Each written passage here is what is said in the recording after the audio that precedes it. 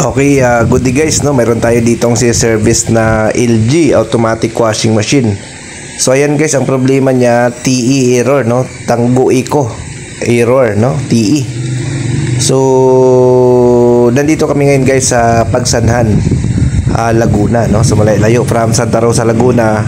Tumakbo tayo dito ng Pagsanhan, no? So ito guys, ang TE error guys is repairing ito doon sa kanyang thermistor sensor, no?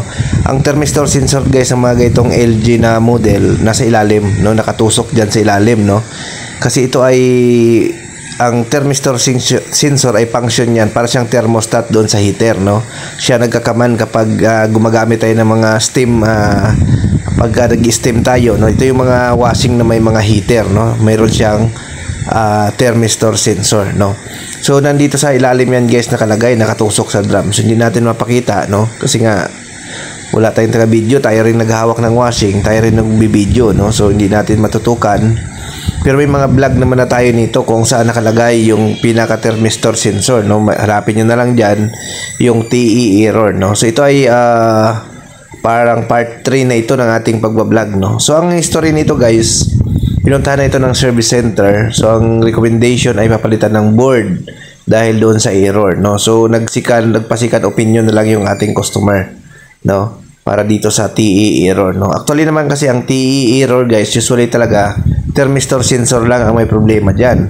Kasi kadalasan diyan nag-change value na yung resistance ng sensor or thermistor sensor, no? So ayan, no? Diudukot lang ng kasama natin yung sensor para naman matesting natin. Alisin lang doon sa pagkakalagay niya, no? So medyo mahirap lang guys kasi nga dahil may tubig pa ito, no? Dahil hindi na drain, huminto yung washing, kaya kailangan ipatagilid lang natin siya ng konti, no? Para madukot. So ito na guys, tinanggal na namin, no? Ayan. So susukatin na natin, no? So ang sukat nito guys, dapat nagre-range lang ito ng mga 28 hanggang 41, no? 41 ohms, no? So ngayon ang nakuha natin dito guys ay nasa 2.2 na lang. So ibig sabihin sobrang baba na ito, no? 2.2. Kaya wala na ito guys, change value. So confirm natin na ang cause ng TE error ay yung kanyang thermistor sensor. So para patunayan, ito guys, may bago kami dito, no? Ito yung luma, no? So yung bago ipapalit natin. So para matest natin, no? So requested lang tayo guys, kaya napilitan tayong pumunta ng Pagsanhan, Laguna. Although malayo na ito sa amin guys, no? Actually hindi na namin tinatanggap talaga yung mga area na to, no? Kaso kailangan lang, nakiusap lang talaga yung customer natin na servisan sila, no? Dito sa Pagsanhan, Laguna. Ayan. So ayan guys, no? Testing na natin. Kung mapansin nyo, hindi na naglabas ng error itong washing machine, no? So yun lang talaga ang naging problema niya, yung thermistor sensor, no? Usually yan guys, basta TE error, wiring lang yan or yung thermistor sensor mismo, no? Ang mayroong parts na ganyan guys, yung mga top load na may mga steam technology na LG, no? Or yung mga front load na may mga heater, no?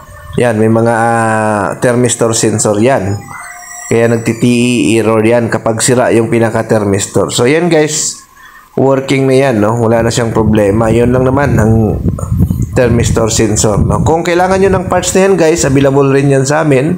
Message lang kayo for order, no? Ayan. So madali lang naman yun siya ikabit guys actually, no?